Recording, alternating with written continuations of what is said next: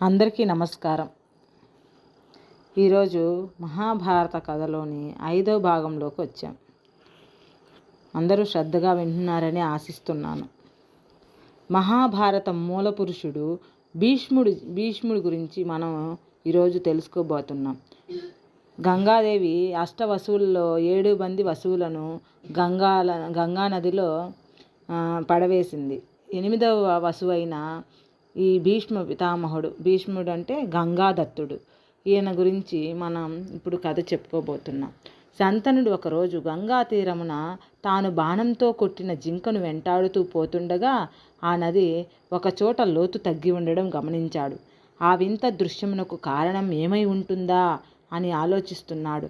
అప్పుడు 16 ఏండ్ల ప్రాయంలో ఉన్న సుందరమైన బాలుడు తన చేత విల్లు పట్టుకొని బాణాలు వేస్తూ ప్రవాహానికి ఆనకట్ట కట్టడం చూశాడు. ఆ బాలుని అద్భుత కౌశలం అతన్ని ముగ్ధుని చేసింది.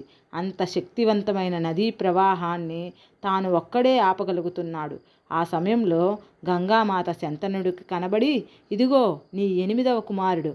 నేను ఎంతో శ్రద్ధ తీసుకొని ఇతన్ని పెంచి పెద్దవాణ్ణి చేశాను. వశిష్ఠ మహర్షి వద్ద వేదాంగాలన్నీ అధ్యయనం చేశాడు. ధనుర్విద్యలో ఎవరు ఇతనికి సరిసమానులు కాజాలరు. యుద్ధరంగంలో ఇతన్ని ఎదిరించి ఎవ్వరూ నిలవజాలరు. ఇతడు రాజధర్మములన్నీ చక్కగా తెలిసినవాడు అంటూ గంగాదేవి గాంగేయుని శంతనుకు అప్పగించి వెళ్ళిపోయింది.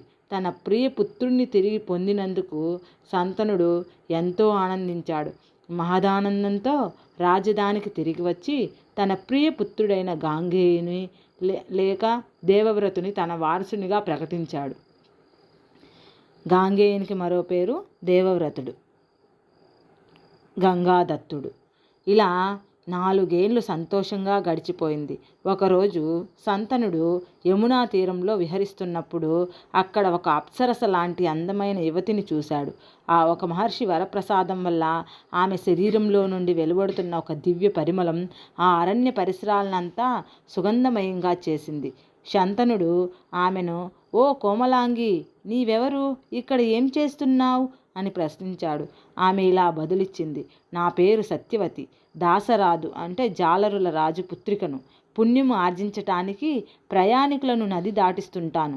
శంతనుడు ఆమెను ప్రేమించి వివాహమాడడానికి ఆతృతుడయ్యాడు. ఆమె తండ్రి వద్దకు వెళ్ళి ఆమెను తనకిచ్చి వివాహం చేయమని కోరాడు. దానికి ఆయన, మహారాజా, మీరు నా కుమార్తెను వివాహమాడడం మాకు గర్వకారణం.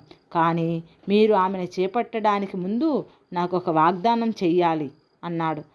నీకేం మాట ఇవ్వాలో చెప్పు అని శంతనుడు అడిగితే అతడు, ఈమెకు పుట్టిన బిడ్డకే మీ తర్వాత రాజ్యాన్ని ఏలే అధికారం ఉండాలి అన్నాడు. శంతనుడికి ఆమెపై ఎంత వ్యామోహమున్నా ఇలాంటి వాగ్దానం చేయలేకపోయాడు. తన ప్రాణమైన దేవవ్రతునికి ఎలాంటి అన్యాయం చేయజాలడు. అందువల్ల అతడు భారమైన గుండెతో తిరిగి వచ్చాడు. ఈ విషయమును ఎవరితోనూ చెప్పక ఏకాంతంలో రోజు కృంగిపోసాగాడు. దేవవ్రతుడు తన తండ్రి విచారాన్ని గమనించాడు. తండ్రిని సమీపించి, నాన్నా, ఇటీవల మీరు చాలా విచారంగా కనిపిస్తున్నారు. మీ విచారానికి కారణమేమిటి? నేను ఏ విధంగా మీకు సహాయపడగలనో సెలవివ్వండి అని వేడుకున్నాడు. అప్పుడు శంతనుడు, నాయనా, నా మనోవేదనకు కారణం చెబుతున్నాను విను. నీవు నాకు ఒక్కగానొక్క కుమారుడివి. జీవితం అనిత్యం. నీకు ఎలాంటి అసంభావితం జరిగినా నేను మళ్ళీ పుత్రవిహీనుని అవుతాను. కానీ నీవు నాకు 100 మంది పుత్రులతో సమానం. అందువల్ల నేను మళ్ళీ వివాహం చేసుకోదలచలేదు. నీవు చిరకాలం జీవించి మన వంశాన్ని వృద్ధి చేయాలని నా ఆకాంక్ష. కానీ పెద్దలు ఒక్క పుత్రుడున్నవాడు పుత్రహీనుడు అంటారు. నీవు నా పుత్రుడివి కావడం వల్ల నాకు స్వర్గం వస్తుందని తెలుసు. కానీ నీవు సాటిలేని యోధుడివి. ఏ కారణం వల్లనైనా నీకు యుద్ధంలో వీరమరణమే సంభవిస్తే అప్పుడు వంశాన్ని నిలబెట్టేవారెవరు? ఇదే నా మనోవేదనకు గల కారణం అన్నాడు. ధీశాలి అయిన దేవవ్రతుడు కొంత తడవు ఆలోచించాడు. తర్వాత మహామంత్రి మూలంగా అతని మనోవేదనకు అసలు కారణం తెలుసుకున్నాడు. సత్యవతిని చేపట్టాలని శంతనుడు ఎంతగానో ఆశించాడు. కానీ దేవవ్రతుడికి అన్యాయం చేయడానికి అతనికి మనస్సు రావడం లేదు. మంత్రి సామంతులతో సహా దేవవ్రతుడు సత్యవతి తండ్రి వద్దకు వెళ్ళి ఆమెను తన తండ్రికిమని ప్రాధేయపడ్డాడు. ఆ జాలరి తన షరతుని తిరిగి చెప్పాడు. దానికి దేవవ్రతుడు, ఓ దాశరాజా, నా ప్రతిజ్ఞ విను. నీ కుమార్తె పుత్రునికి రాజ్యాధికారం కలుగునని ప్రతిజ్ఞ చేస్తున్నాను అన్నాడు.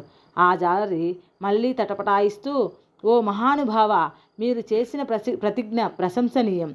ఇలాంటి త్యాగం మీరే చేయగలుగుతారు.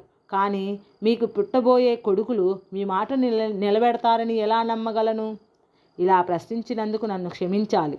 కుమార్తె శ్రేయస్సును మాత్రమే ఆకాంక్షించే తండ్రిగా ఇలా అడుగుతున్నాను అన్నాడు. అప్పుడు దేవవ్రతుడు, నా మాట మరలా విను. నేను ఇప్పుడే రాజుగా గల అధికారాన్ని త్యజించాను. ఇప్పుడు ఈ అందరి సమక్షంలో ఈ ప్రతిజ్ఞ చేస్తున్నాను. నేను ఆజన్మ బ్రహ్మచారిగా ఉండిపోతాను. వివాహం చేసుకోను.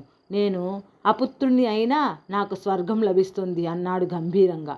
దేవవ్రతుని మాటలు విన్న ఆ జాలరి పరమానందంతో సంతోషపూర్వకంగా నా కుమార్తెను మహారాజుకి ఇస్తాను అన్నాడు. ఇంతలో అప్సరసలు, దేవ గంధర్వులు భీష్ముడు భీష్ముడు అంటూ పుష్పవృష్టి కురిపించారు దేవవ్రతుని మీద. భీష్ముడు అంటే భీకరమైన ప్రతిజ్ఞ స్వీకరించిన వాడిని అర్థం. అప్పటి నుండి దేవవ్రతుడు భీష్ముడిగా ప్రఖ్యాతిగాంచాడు. కథ సమాప్తం. తిరిగి వచ్చే భాగంలో కలుసుకుందాం.